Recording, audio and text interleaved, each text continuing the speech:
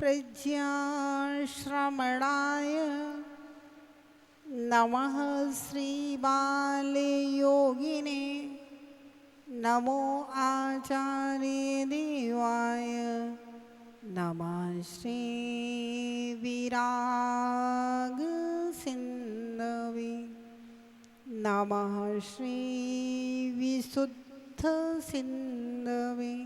जय बोले अनंतानंद पंच परमेष्ठी भगवान ने की, देवादिदेव एक जन से आदिनाथ भगवान ने की, देवादिदेव एक जन से चिंतामणि पार्श्वनाथ भगवान ने की, अंतिम तीर्थेश वर्तमान शासन नायक भगवान महावीर स्वामी की, परम पूज्य सर्वोच्च समाधि सम्राट गणाचार्य गुरुदेव श्री 108 विराग सागर जी महाराज की, परम पूज्य पट्टाचार्य गुरुदेव श्री 108 विशुद्ध सागर जी महाराज की, श्री सिद्ध चक्र महामंडल विधान की, ज्वली गण्य आर्यिका रत्न 105 श्री विभा श्री माता जी की, समस्त आर्यिका संघ की।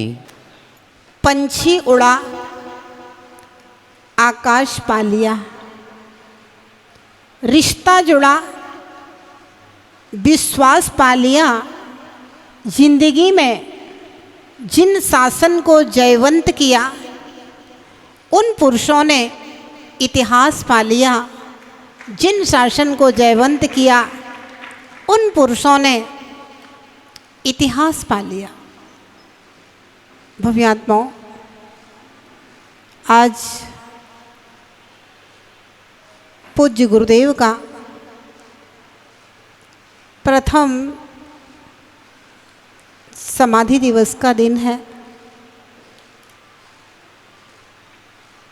पूज्य गुरुदेव किसके जीवन में क्या थे ये तो मुझे नहीं पता, लेकिन हाँ मेरे जीवन में क्या थे ये मुझे अवश्य पता है।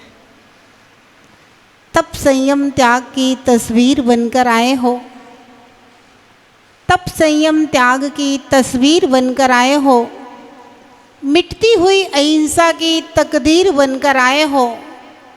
दुनिया के लिए तुम जो भी हो गुरुवर, मेरे लिए मेरे महावीर बनकर आए हो, मेरे लिए मेरे महावीर बनकर आए हो। भव्यात्माओं, मैंने अपने जीवन में सबसे पहले अगर किसी मुनि का दर्शन किया तो पूज्य गुरुदेव गणाचार्य विराग सागर जी महाराज का किया।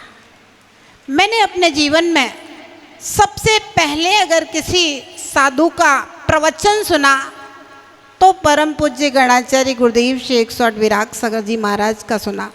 मैंने अपने जीवन में सबसे पहले अगर किसी मुनिराज के हाथ के ऊपर ग्रास रखा तो परम पूज्य गणाचार्य गुरुदेव श्री 108 विराग सागर जी महाराज के हाथ पर रखा। मैंने अगर अपने जीवन में सबसे पहले किसी मुनि से बात की तो सबसे पहले गणाचार्य गुरुदेव श्री 108 विराग सागर जी महाराज से की। हम लोग उस समय बहुत छोटे हुआ करते थे।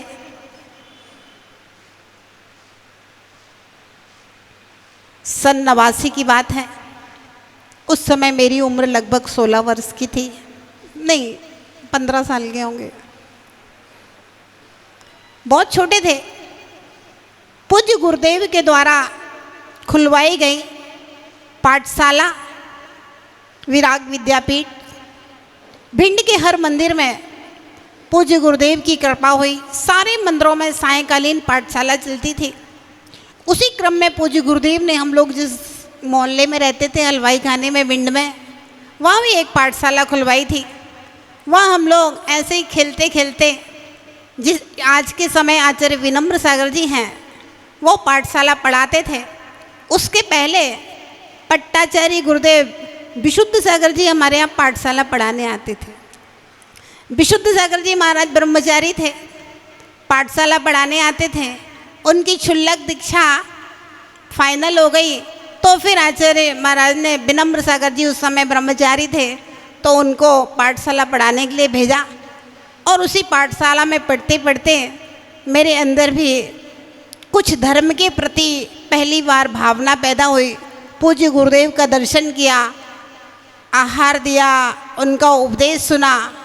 और मुझे याद है पहली बार जब हम महाराज जी के दर्शन करने गए थे तो आचार्य श्री बोले कि ये सब हलवाई खाने के पाठशाला के बच्चे हैं। और उसी समय पहली बार हमने पहली बार अगर मैंने अपने जीवन में रात्रि भोजन का त्याग किया, आलू प्याज का त्याग दिया, कोई नियम लिया पहली बार, तो पूज्य गुरुदेव के द्वारा लिया। उसी समय आचार्य श्री से कुछ छोटे छोटे से नियम लिए और पहले दर्शन में ही मुझे विश्वास हो गया था अब मुझे भविष्य में पूज्य गुरुदेव के संग में जाकर के ही दीक्षा लेकर के अपनी त्याग और तपस्या करना है। और मात्र 1 साल बाद 16 वर्ष की उम्र में घर छोड़ करके पूज्य गुरुदेव के संग में लगभग 4 साल तक दीक्षा के पहले ब्रह्मचारिणी अवस्था में रहे। 26 फरवरी 1996 में आहार जी में सबसे पहले पूज्य गुरुदेव ने जो आर्य का दीक्षाएँ दी हैं उसमें ही मेरा भी नाम था।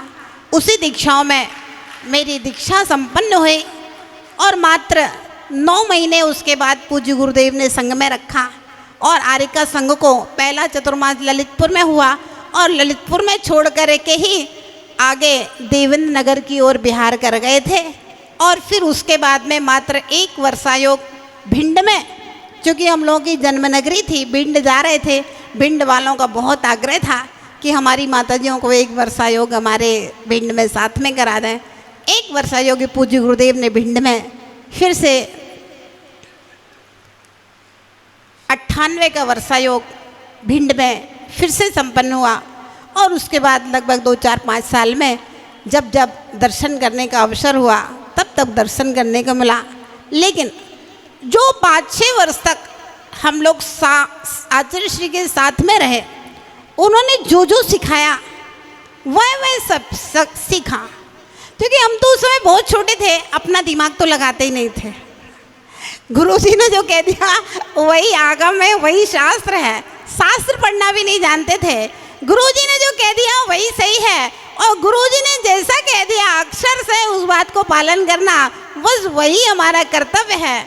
पूज्य गुरुदेव के प्रति जो श्रद्धा भक्ति थी और गुरुदेव के प्रति जो आज्ञा पालन का भाव था उस समय, बस उसी आज्ञा पालन का भाव और श्रद्धा और समर्पण के भाव ने आज आपके सामने विभा श्री माता जी जो भी हैं वो पूज्य गुरुदेव की कृति है, चैतन्य कृति, जीवंत कृति।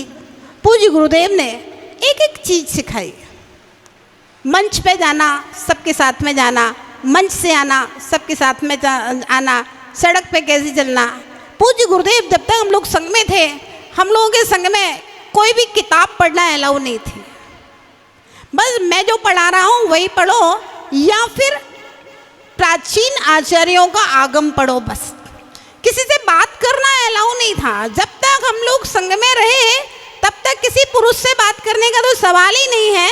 लेडीज और लड़कियों से भी बात 2-4 लोग ऐसे रहते थे जिनसे बोलते थे, बाकी किसी से नहीं बोलते थे।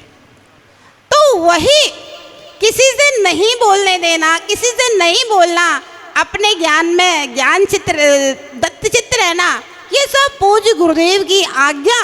कैसे समाज में रहना, एक छोटी सी घटना बताते हैं। जब कभी किसी समाज में पहुंचते थे, हम लोग ब्रह्मचारिणी थे, तो अब समाज में पहली बार पहुंचो, थोड़ी व्यवस्थाएं अव्यवस्थित होती हैं। तो जो हम लोग महाराज से कहते थे, अच्छा श्री यहाँ कैसी व्यवस्था है, यहाँ के कैसे लोग हैं, ये ऐसा है, ये ऐसा है, ये अव्यवस्था है। आचार्य श्री हमेशा कहते थे, सुनो, जब हम तुम्हारे भिंड में पहली बार गए थे, बोले उस नशिया में जाकर के रुके थे। क्योंकि भिंड में सबसे पहले अगर कोई युवा साधु आया और उसने जिन शासन की प्रभावना की तो वो थे आचार्य विराग सागर जी महाराज। बोले हम जब पहली बार भिंड गए थे तो उस समय बोले नशिया में रुके थे और बोले जिस कमरे में रुके थे तो बोले उस कमरे में जमीन में 1-1 अंगुल धूल थी और बोले पूरी दीवारों के ऊपर, छत के ऊपर बोले मकड़ी के जाले लगे थे। बोले अगर दीवार से टिक जाओ तो पूरी पीठ में मकड़ी का जाला लग जाए।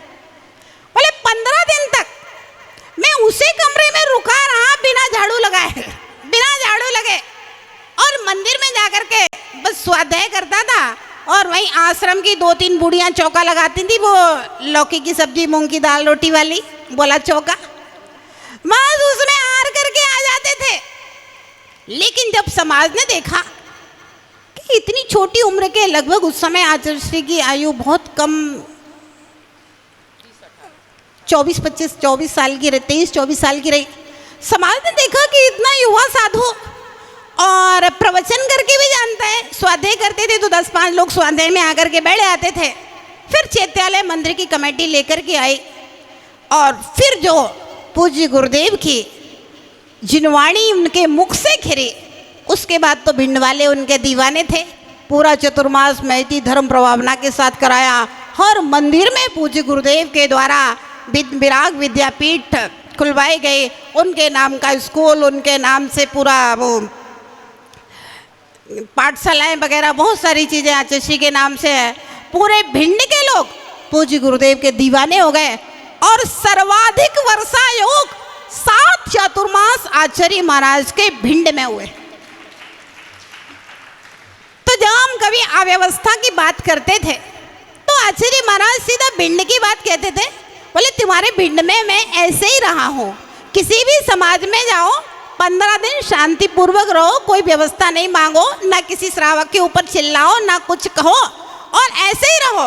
जब 15 दिन में श्रावक आपको देख लेगा तो वो अपने आप आपकी व्यवस्था करेगी, खूब धर्म प्रभावना होगी। तुम अगर पहले दिन से श्रावक के ऊपर, कमेटी के ऊपर चिल्लाना शुरू कर दोगे तो ध्यान रखना, लोग व्यवस्था तो कर देंगे लेकिन कोई आपके प्रति श्रद्धा नहीं कर पाएगा, समाज आपके लिए समर्पित नहीं हो पाएगा। ये शिक्षा है पूज्य गुरुदेव ने प्रैक्टिकल जीवन जीते हुए दी। बहुत सारी चीज, हम लोग ब्रह्मचारिणी थे ना, तो कुछ नहीं, आज जैसे तो प्रवचन किए, उठाया, बिहार कर गए। उस जमाने में ना कोई गाड़ी होती थी साथ में, ना कोई नौकर होता था। ब्रह्मचारिणी हो तो कोई गांव वाले आदमी से कहो। कभी कभी हम लोगों ने तो बैलगाड़ी तक में सामान रखे और आगे वाले गांव तक पहुंच गए, और पूरा संघ का सामान, अपना सामान और पूरा का पूरा सामान लेकर गए। तो पूज्य गुरुदेव कहते थे कितने भी बड़े बड़े भक्त हों, लेकिन उसके बाद में साधक को हमेशा एक साधारण सा जीवन जीने की आदत होना चाहिए। हर परिस्थिति में समाज है, कभी सिंहासन पे बिठाएगा तो कभी आपके रास्ते में कांटे बिछा देगा। आप अगर सिंहासन पर बैठना जानते हैं तो आपको कांटों में चलना भी आना चाहिए, तभी आप अपने जीवन में सफलता को प्राप्त कर सकते हैं। भव्य आत्माओं, पूज्य गुरुदेव ने अपनी चर्या को करते हुए भी लगभग 500-550 शिष्य प्रशिष्यों के संघ को आदेशित करना, निर्देशित करना, संघ संचालन में और अनुशासन में, अनुशासन के देवता कहे जाते थे गणाचार्य गुरुदेव श्री 108 विराग सागर जी महाराज, कि वे उठें तो उनके साथ पूरा संघ उठे, वो बैठें तो उनके साथ पूरा संघ बैठे, वे चलें तो पूरा संघ चले। ऐसे अनुशासन के देवता अभी अंत में पथरिया के कार्यक्रम में लोग देख करके रह गए, जिनके शिष्य आचार्य विशुद्ध सागर जी, विनिश्चय सागर जी, बिहार सागर जी, विनम्र सागर जी, विभो सागर जी आदि आचार्य महाराज के एक इशारे पर सब अपने अपने संघ को लेकर के एकदम साथ में। आचार्य महाराज ने कहा चलो सब सिंहासन पर बैठ जाओ, बोले नहीं महाराज, आपके सामने सब जमीन में बैठते थे, सारे के सारे शिष्य, पूरा संघ को लेकर के, विशाल विशाल संघ को लेकर के सारे शिष्य जमीन में बैठते थे। जब तक पूज्य गुरुदेव रहे तब तक उनका कोई शिष्य उनके सामने आंख उठा करके किसी ने बात नहीं की। आचार्य विशुद्ध सागर जी जब भी संघ में बैठते थे नीचे नजरें करके बैठते थे। कभी भी मैंने अपने जीवन में आचार्य विशुद्ध सागर जी को आचार्य विराग सागर जी से बहस करते हुए नहीं देखा। जो गुरुजी ने कह दिया बस वही आदेश का पालन किया, यही परिणाम है। पूज्य विशुद्ध सागर जी जहाँ भी बिहार करते, कोई भी कार्यक्रम हो, पहले गुरुजी से आशीर्वाद, फिर उसके बाद में होगा, आज्ञा लेकर के आइए। और इतने विशाल संघ के नायक होने के बाद, इतनी बड़ी धर्म प्रभावना विशुद्ध सागर जी महाराज जी की होने के बाद में भी गुरु आज्ञा, श्रद्धा और समर्पण की अद्वितीय मिसाल थे। और वही कारण है पूज्य गुरुदेव ने उनकी श्रद्धा भक्ति, गुरु भक्ति का परिणाम कि अंत में यद्यपि अन्य शिष्यों को भी आचार्य पद दिए, लेकिन फिर भी आखिर पट्टाचार्य तो एक को ही बनाया जा सकता था। और उन सब में पूज्य गुरुदेव के मुख से निकला कि आचार्य विशुद्ध सागर जी महाराज संघ के भार को संभालने में सक्षम और समर्थ हैं। और वास्तव में पूज्य गुरुदेव की जो परख थी, सोच था, उनका जो निर्णय था, पूरे भारतवर्ष के विद्वानों ने, पूरे भारतवर्ष के साधुओं ने और पूरे भारतवर्ष की समाज ने उसको सराहा है।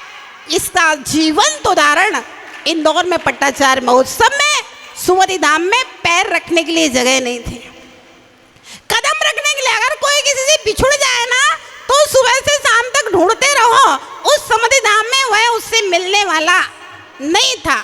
तो वो भी आत्माओं पूज्य गुरुदेव ने अपने जीवन में 148 समाधियां करवाई, सैकड़ों ग्रंथों का प्रणयन किया, लेखन किया। और पूज्य गुरुदेव की जो टीकाएं लिखी गई हैं, आचार्य कुंदकुंद देव के रेणसार ग्रंथ के ऊपर रत्नत्रय वर्धिनी टीका।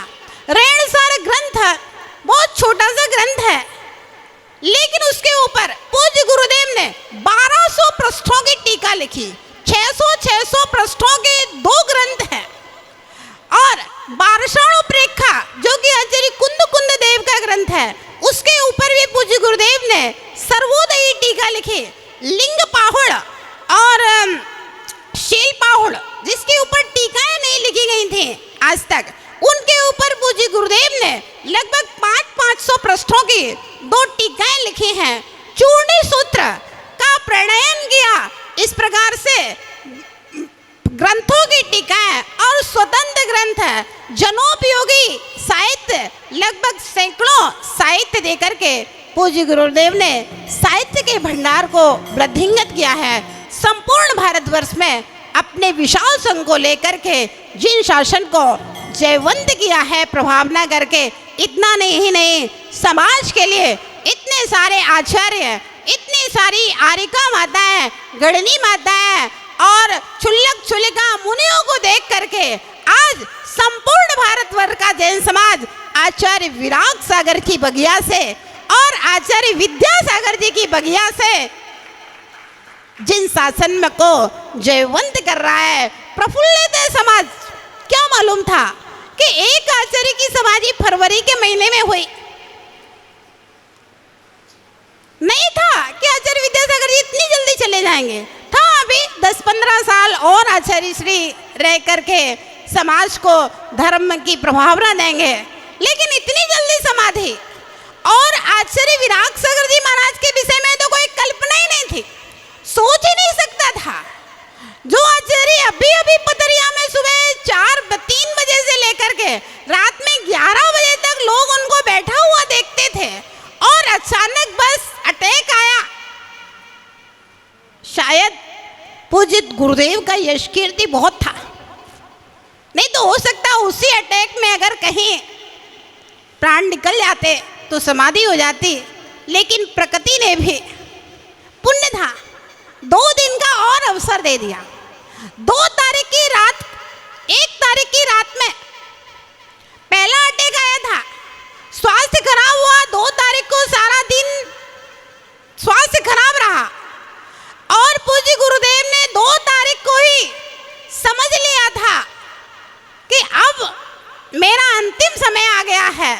और उन्होंने सब जगह शिष्यों को जो जो कहना था वह सब समाचार भेज दिए। बड़े बड़े आचार्यों से जिनसे मार्गदर्शन लेना था वहां से मार्गदर्शन भी प्राप्त कर लिया। जिन से क्षमा याचना करनी थी उनके सबके समाचार आ गए, क्षमा याचना हो गए, और उनका अंतिम उपदेश पट्टाचार्य पद उनको विशुद्ध सागर जी को देने का भाव था। उसको भी अगर लिख के दे जाते ना तो कागज इधर उधर हो सकते थे, और किसी से बोल जाते तो भी बात का भरोसा नहीं था। उनकी इतनी दूरदृष्टि थी। संघ के किसी साधु को नहीं बुलाया, संघ के किसी त्यागी को नहीं बुलाया। एक भक्त अहमदाबाद का अरुण भैया जो उस समय थे आचार्य महाराज के पास, रिकॉर्ड करवा दिया। बोले अगर मेरी समाधि हो जाए तो सबको बता देना, अगर नहीं हो तो फिर इसको अभी संभाल करके रखना। और उसमें रिकॉर्ड करवा दिया पूरा अपने एक विश्वसनीय भक्त के लिए। अब वो व्यक्ति भी भैया बड़ा सौभाग्यशाली कि जीवन के अंतिम क्षणों में गुरुजी ने उसके मोबाइल में रिकॉर्ड करवाया, है ना। तो रिकॉर्ड करवा करके कि जिससे मेरे जाने के बाद संघ में किसी प्रकार का वाद विवाद ना हो, समाज में किसी प्रकार का वाद विवाद ना हो कि विराग सागर जी का पट्टाचार्य कौन।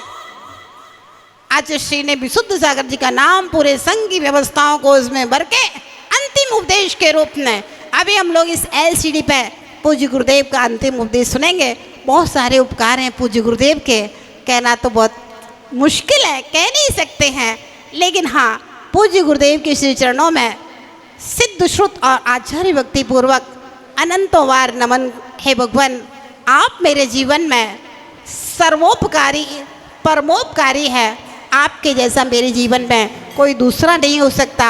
आपके चरणों में प्रथम समाधि दिवस के उपलक्ष्य में बहुत बहुत बार नमोस्तु नमोस्तु नमोस्तु मेरा आप तक पहुँचे और हम भी आप जैसी सजगता और सरलता के साथ अपनी संलेखना समाधि कर सकें। जय बोले गणाचार्य गुरुदेव शेख सठ विराग सागर जी महाराज की।